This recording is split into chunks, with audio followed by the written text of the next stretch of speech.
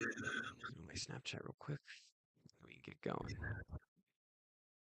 I'll probably have to jump around like 5. That's when she gets out of work. All right, So that works. We can do this in for 25 minutes. 15 minutes. Lot. Just game any other. I guess we could mention Rogers. Yeah, we can mention it if the game one doesn't take too long. Yeah.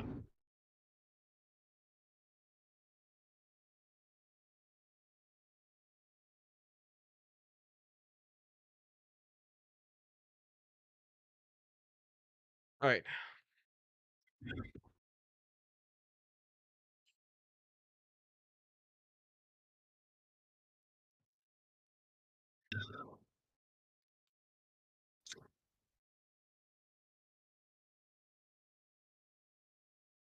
All right. You ready? All right. Let's get started in 3, 2, and 1.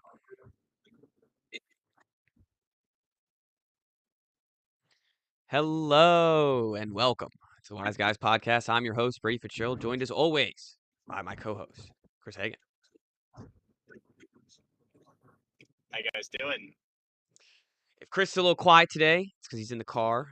Um, we we're doing a quick little pod. We're just recapping what happened in Game One. The Taliban has bombed OKC. Um, it's really a shocker of a game. It was a back and forth, sloppy game. A lot of turnovers on the Pacers side, a lot of missed shots on the Oklahoma side, and Chris, I mean, I stood up on my TV when they were down 10 within like a minute left, and they just started doing it all over again. Um, it was You nice to could feel be. it in the building. Like as soon as that first 3 was hit to kind of start the comeback, you could feel the nervous energy in there. It's like these are smart fans. They've been watching the playoffs. They know what this Pacers team does. And the fact that they weren't able to put him away earlier in the game, like when you leave that door open, you know what's going to happen. It's just like that's how they win games at this point. It's defies all the odds, but like you could feel it coming. You could feel it coming. There was like it was like halfway through the fourth quarter, you could feel it that Obi Toppin was hitting crazy shots. Neesmith was hitting some crazy shots. And then all of a sudden, Andrew Nimhart, he steps back on Shea Gilgeous, Yep. the MVP. He got Defensive Player of the Year votes. He gets that major three to cut it to a 2-point game or a 1-point game, and that's when you knew OKC better hit the perfect shot or else Halliburton's coming. We've seen it 4 times in this Yep. playoffs already. Um, it's really an impeccable run that they've made so far, and everyone doubted them, uh, even throughout the whole game even, and the I mean, all the analysts are like, what's his name? We Scott say Van Pelt. like He's on SportsCenter afterwards, and even he's like, after one game, "Say again?" like even after last night, I've still seen people be like, "Oh, well." I still think that the Pacers have no chance of winning this series even after that. And it's like, how could you possibly say that? Like at one point, are just going to accept that like they're the most clutch team I've ever seen. It's it's really it's something we haven't seen before, and I think that's why everyone is saying, Thunder's still in 5 or Thunder's still gonna be able to take care of this pretty easily. And because you watch the game and it's for 46 minutes, for 47 minutes, the OKC Thunder outplay them. They get all they just but they miss well, they went 0 for 9 with their last 9 shots, I believe. And that's how they do it. That's how the Pacers just do just enough. They have these minutes of um oh, who's the McDermott? Or not Sean McDermott, Doug McDermott. He has them just like they're down by 15. He hits a big three. Now they're down by 12. Um, they just stick around. They stick around like the whole game. It's like, man, OKC can blow the doors off this team eventually, and it never came to that. There was a lot of great defensive plays by OKC. They were really hounding them on the turnovers in the first half. They had 19 turnovers in the first half. Um, any team that's a death sentence, any other team at least. And the uh, the Indiana Pacers, they stuck with their game plan. They they knew what they wanted to do, and all they had to do is hit a couple shots, and they were right back in the game. And all of a sudden, there it was. The we're kind of all over the place. Let me settle us down. The the parlay we made, I loved it when we made it, and I loved how like I thought that rebounding was going to be a big factor for OKC. I thought that was going to be how they win this series, not with their defense. It's going to be defense and rebounding, and they start. I got nervous right when the game started. Carson Wallace is starting instead of Isaiah Hartenstein, and they're running just Chet, a one big lineup. And once that happened, I was like, oh, our rebound props are cooked. Um, for Siakam, and he got 10, he got a double double. He was a monster on the boards. He really It felt like the Phoenix went down the game on one of their last possessions. It was either Neesmith or Nembhard that came up short on a three, and Siakam gets the offensive rebound and puts it back up. So not only did he go way over, but also one of the most impactful boards in the basketball game. yeah, he was you're right. He saved their possessions multiple times. He got a bunch of good offensive rebounds that really kept them in the game, kept them alive. Um, And I just thought it was a silly adjustment by OKC. They ran all playoffs with the double big lineup. This was the first time they changed their lineup in the playoffs, and clearly it cost them. I wonder if they go back to Hartenstein starting in the next game. Um, it was they were throwing out some weird lineups. Halfway through the game, you see a number 25's out there, and like who the hell is that? It's AJ Mitchell.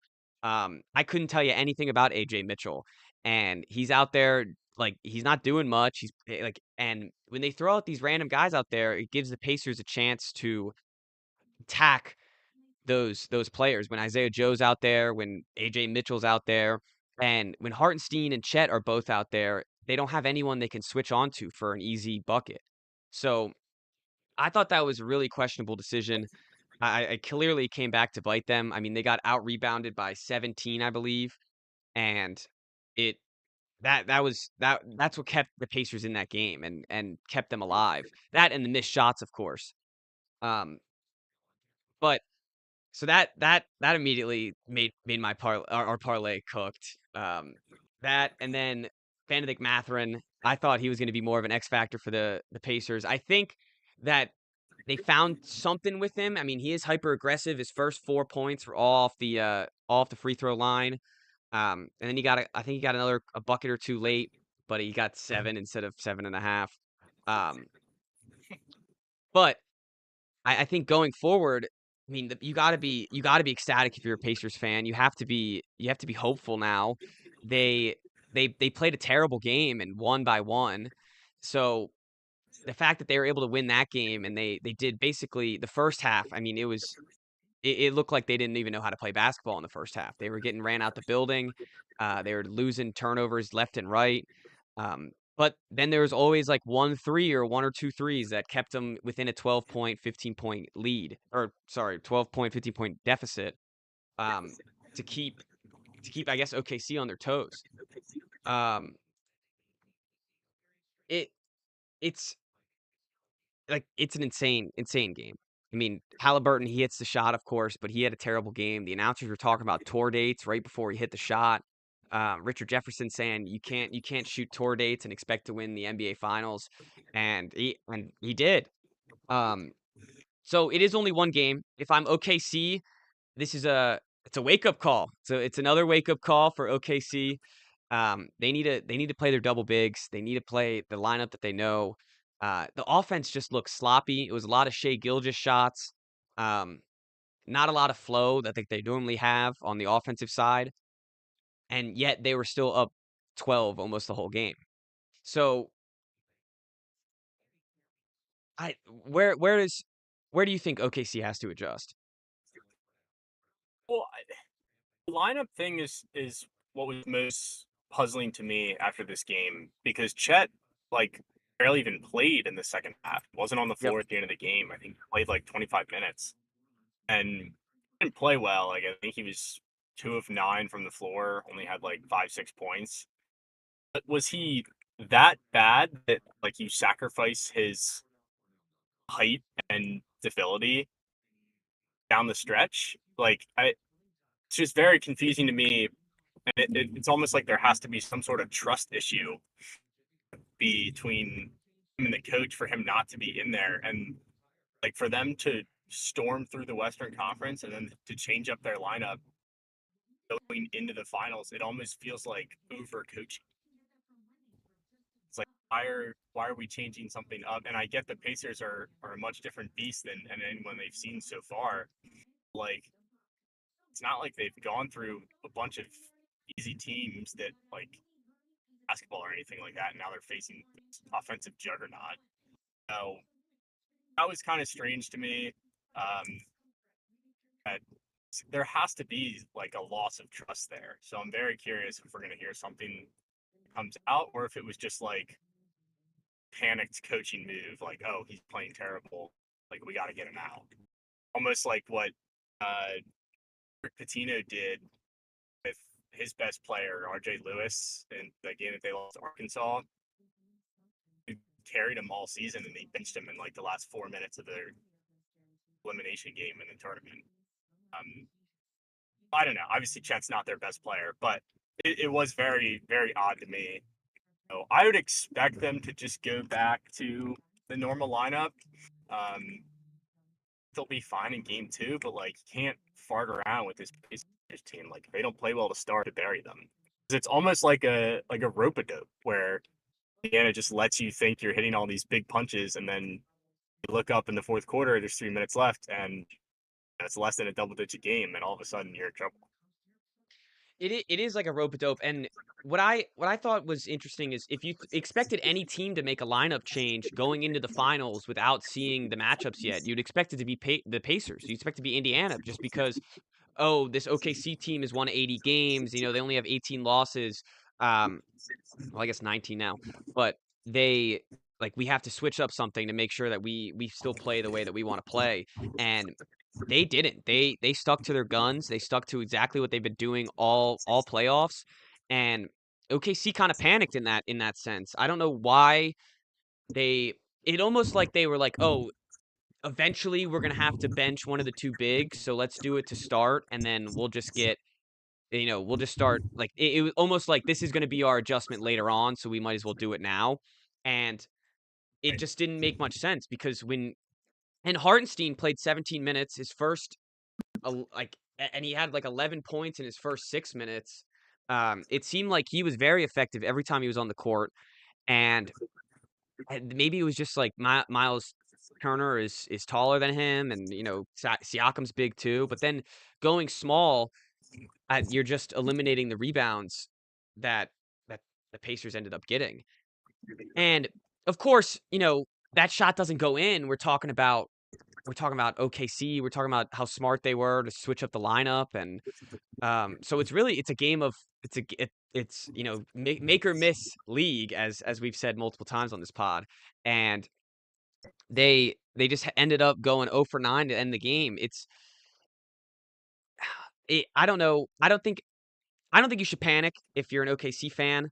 They lost game 1 to Denver in that series. It did end up going 7, which would make me scary. I don't think any of those games they're gonna end up blowing out the Pacers anymore. Like I think blowing out the Pacers might be done. And but if they hit their shots, like if they shot 34% from the field. So I don't know, like if they shoot 40%, do they win by 15? Like it's shocking how this turned out, and you just got to think the devil's living in Indiana. They sacrificed Caitlin Clark. She's out for 2 months. They sacrificed Jim Irsay right before the playoffs, sadly. Um, and and now what's his name's sister? Um, crap, who's the Doug McDermott? His sister just got signed to the WNBA. First game out for 2 months. They sacrificed her too. They're just it's like the Chiefs. Um, it's like the Chiefs winning these football games. Anthony Richards too. Yes, yes, you were a little choppy because of the drive. If you didn't hear that, Anthony Richardson, they sacrificed their quarterback. They're gonna have to watch Daniel Jones in order to win this finals.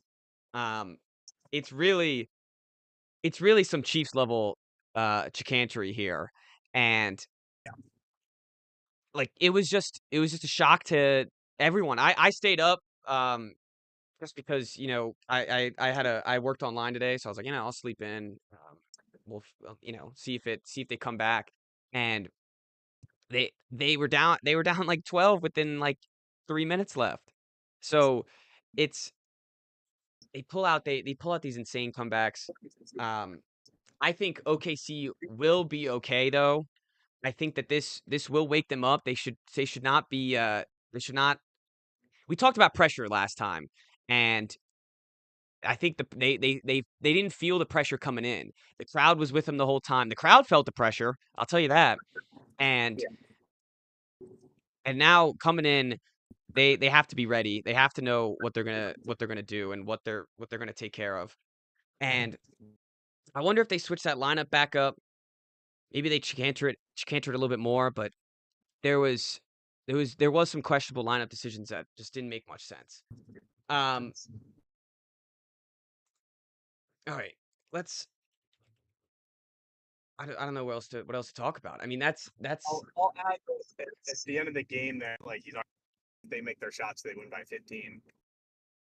They missed a lot of open threes. It felt like in the second half, especially, and even in the last couple minutes, like there were a couple possessions where they basically just went iso ball, and Shea Gill just missed. I think it was two shot. The one got blocked. The one he missed. Like he was getting clammed, and then there was one possession where they went to Williams, and there just wasn't much ball movement on those possessions. Whereas like when you watch the Pacers down the stretch, if they're an iso ball, it just feels like someone's gonna hit a shot, and it's such a weird, not what I would expect at all because Shea Gilgeous is the MVP, and kind of feels like he's the guy where like if you need a bucket, he's getting you a bucket, and now that tide is turned where it's Halliburton and it's Nimhart. Like when Nimhart pulls up, it feels like it's going in. So it's just I don't know if it'll last throughout the series, but like we've seen it with these Pacers guys for the whole playoffs, and like Nimhart's doing it on both ends. It's unbelievable. His shooting numbers in the regular season versus these playoffs it's like shocking. it really is. And to your point with Shea, it's almost like he took too much of the offensive load. Oh, sorry, too much of the offensive load. I mean, he got 38 points. He Yeah. shot efficiently, but you're taking 30 shots in a game. There, as you said, not a lot of ball movement, a lot of ISO ball. Um, it seemed like there was a Lou Dort three at the end that it seemed like everyone on OKC thought that was going to go in, and then they were going to win the game, and it went in the Denver series. We saw him hit a bunch of threes earlier in the game, and then bang, it banks off the back of the rim, and the Pacers get the ball, and they're ready to rock and roll.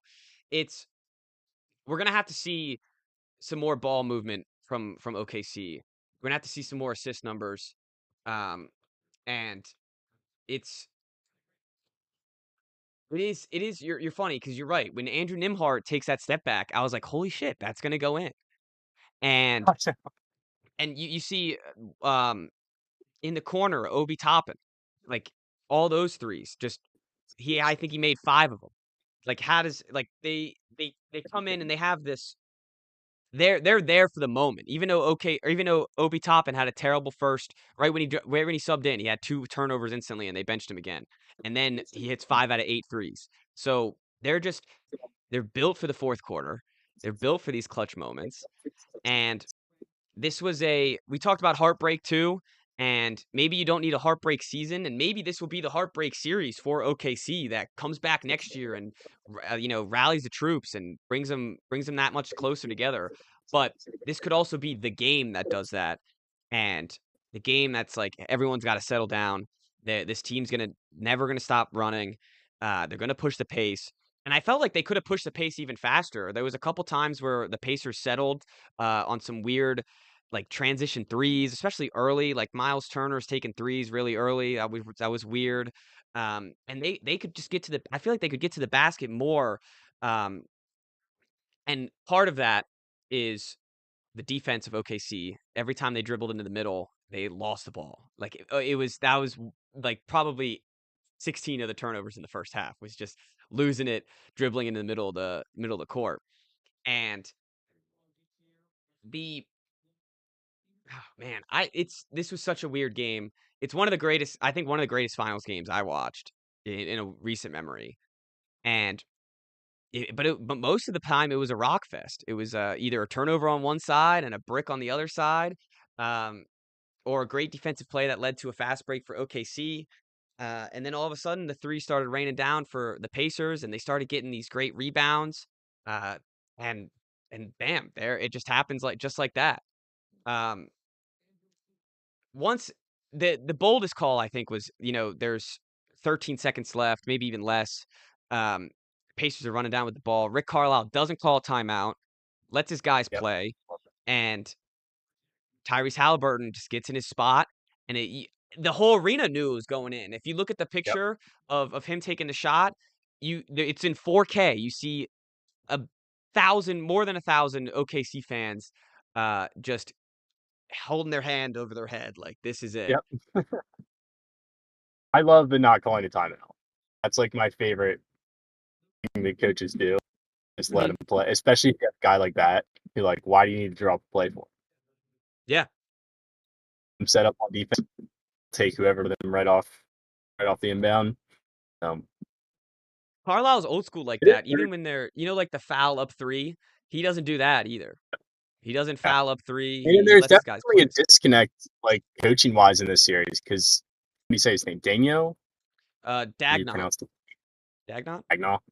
Yeah. Um, like he's a pretty new coach, right? Yeah, I hadn't Yeah. heard of him before. OKC, and meanwhile, like Carlisle, we talked about last pod, coached the 2010 Mavericks in the NFL. So he's been around a while. Like he's definitely not panicking in a series like this. I don't want to say like the series is going to necessarily come down to coaching, but it's definitely a slight advantage, I would think, for Indiana. I'd agree. And did you see at halftime it was kind of cool. They showed the locker room of Indiana, and he looked at the guys, and I'm sure he said a bunch of other things. And but he looked at the guys in a very calm way, and he said, "Look, we have 19 turnovers, but I like the three looks that we're or like the threes looks that we're getting. We're just not hitting them. We just got to play exactly how we've been playing, and we'll be all right." And that's exactly what happened. Um, so as you said, there was no panic in him. There won't be any panic in him. And clearly from the lineup change at the beginning, maybe as you said, maybe there's just overcoaching, overthinking of Mike Dagnall, and that could have cost them this game. Um, Chris, I know you got to go pretty soon, but any final thoughts for how OKC is gonna do in game two come tomorrow? I mean, if they just play like they have all playoffs, they'll be fine. Like if they hit their shots, I think it's what you said earlier that if they do shoot like they don't shoot 35% or whatever again, they'll be fine. Yeah, it's sometimes and it's sometimes it's that simple. Um, it is. It was a shock of a game. Um, and it was a lot of fun to watch. Sadly, that's all we have time for. But right, Chris? I mean, you gotta go, right? All right, what was that? Must lost it in the backseat. Oh no, you're good. I was just saying we gotta wrap up, right? Yes, yeah. All right. Well, that was a quick pod. Thank you all for listening. Um, and let's see what happens in game two. So, congrats to the Pacers, and we'll see everyone